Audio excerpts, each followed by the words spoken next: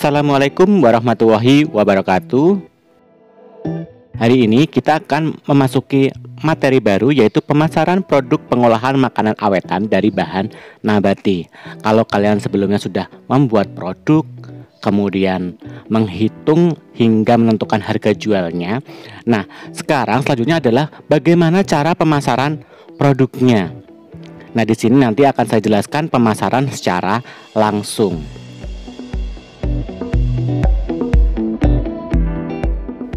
Sistem pemasaran langsung, jadi artinya kita langsung bertemu dengan konsumen, atau dapat didefinisikan sistem pemasaran langsung itu sebagai sistem pemasaran tanpa menggunakan perantara.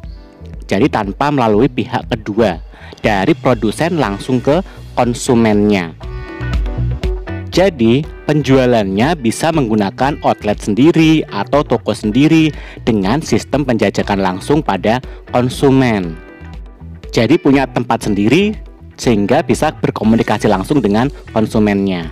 Kemudian sistem pemasaran langsung ini perlu adanya promosi yang tepat untuk membantu peningkatan pemasaran. Jadi pengenalan di mana itu produknya, di mana itu tempatnya. Nah, itu perlu adanya promosi. Nah, sisi positif pemasaran langsung sendiri itu banyak. Yang pertama, waktunya fleksibel. Kita bisa menentukan sendiri kapan mau membuka usaha dan bertemu dengan konsumen secara langsung. Yang kedua yaitu hemat waktu dan bisa memperkenalkan langsung produk kita kepada konsumen. Artinya hemat waktu bagaimana? Kita tidak memerlukan pihak perantara sehingga produk yang kita tawarkan akan langsung bisa diterima oleh konsumen, dan kita bisa menjelaskan secara langsung produk yang kita tawarkan kepada konsumen. Yang ketiga yaitu tidak bergantung kepada pihak lain, karena kita langsung bertemu dengan konsumen, menawarkan produk dan menjualnya secara langsung.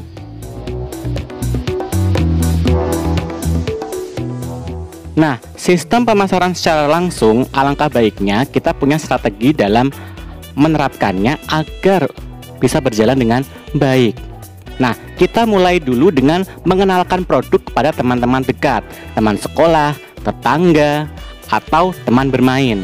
Kemudian bisa memberikan sedikit tester supaya mereka tertarik untuk membeli atau bisa minimal mencobanya.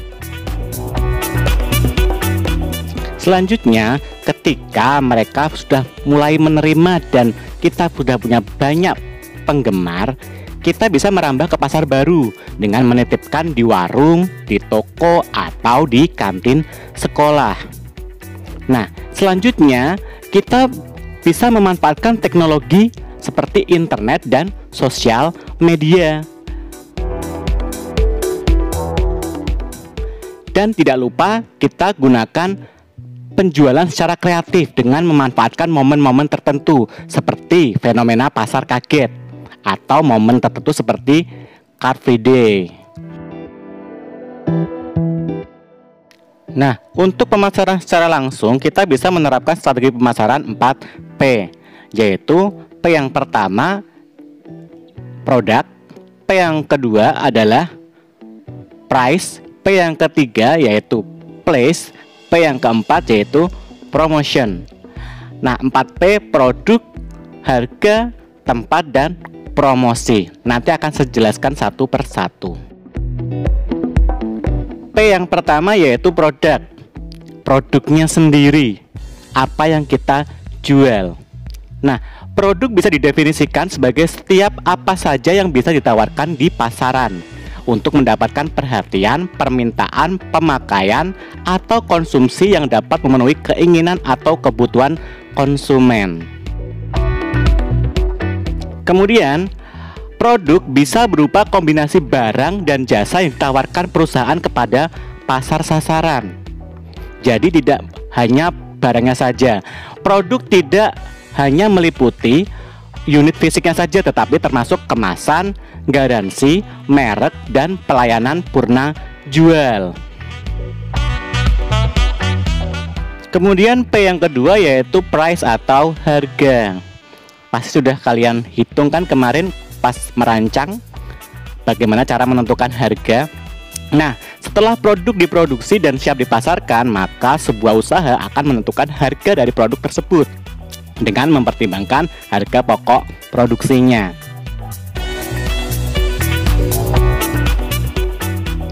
Kemudian, harga bukan saja sebagai komponen sebuah usaha untuk mengembalikan modalnya, tetapi untuk mendapatkan keuntungan, dan keuntungan itu digunakan untuk kelangsungan hidup suatu usaha. Nah, kalian tentunya masih ingat apa itu harga.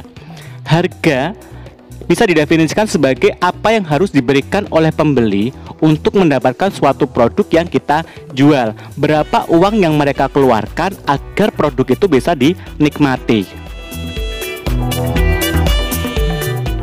P yang keempat yaitu place atau tempat. Nah, tempat ini nanti berhubungan dengan saluran distribusi. Apa itu saluran distribusi?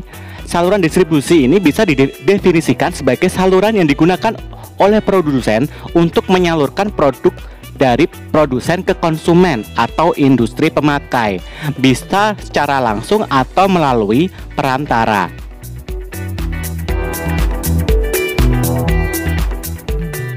Kemudian, tempat ini berhubungan atau menunjukkan berbagai kegiatan yang dilakukan oleh suatu usaha, menjadikan produk yang dapat diperoleh dan tersedia bagi usaha agar tersalur ke konsumen dengan baik.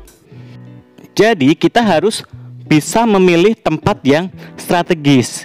Nah, kalau kita terpaksa tidak memiliki tempat strategis, kita bisa memanfaatkan teknologi yang ada, misal dengan membangun website atau mencantumkan toko kita di Google Map dan lain-lainnya supaya mudah dicari.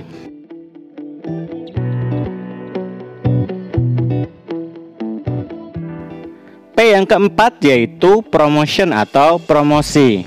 Apa itu promosi? Promosi bisa didefinisikan sebagai kegiatan untuk menginformasikan, membujuk, mengingatkan konsumen akan suatu produk, bisa berupa manfaat dan lain-lainnya. Tujuan promosi itu apa? Yang pertama, tujuannya yaitu menyebarkan informasi produk atau jasa perusahaan kepada pasar. Yang kedua yaitu memperoleh konsumen baru dan menjaga kesetiaan dari konsumen. Nah, dengan tidak henti-hentinya kita menyebarkan informasi, pasti akan muncul konsumen baru. Dan dengan memberikan banyak promosi, konsumen akan lebih senang dan akan setia kepada produk kita. Selanjutnya yaitu meningkatkan penjualan sehingga pendapatan perusahaan meningkat. Nah, karena informasi semakin menyebar dan konsumen baru juga akan berdatangan, pastinya pendapatan suatu usaha itu juga akan meningkat. Yang keempat yaitu memberi pembeda dan mengunggulkan produk perusahaan. Nah, promosi pasti kita akan menampilkan sebaik mungkin produk yang akan kita jual dan keunggulan-keunggulan apa yang kita tawarkan kepada konsumen, sehingga akan menjadi pembeda bagi produk yang sejenis. Yang kelima yaitu membentuk citra produk atau jasa dan nama perusahaan di mata konsumen. Ketika produk kita itu bagus dan promosinya juga baik, maka kita akan mendapatkan citra yang baik juga dari pihak konsumen. Konsumennya juga akan percaya kepada produk kita. Nah, untuk promosi sendiri bisa dilakukan dengan dua cara, yaitu online dan offline. Nah, untuk promosi secara online sendiri, kita bisa memanfaatkan berbagai media sosial. Media sosial itu contohnya seperti apa? Seperti Facebook, Instagram, Twitter, atau bisa menggunakan e-commerce yang ada. Nah, sedangkan kalau offline, kita bisa membuat profil perusahaan atau usaha, kemudian membagikan brosur atau membuat banner supaya konsumen itu tahu. Nah, sekian penjelasan dari saya untuk hari ini. Semoga bermanfaat. Nah, untuk tugasnya saya sambung melalui grup WhatsApp. Terima kasih.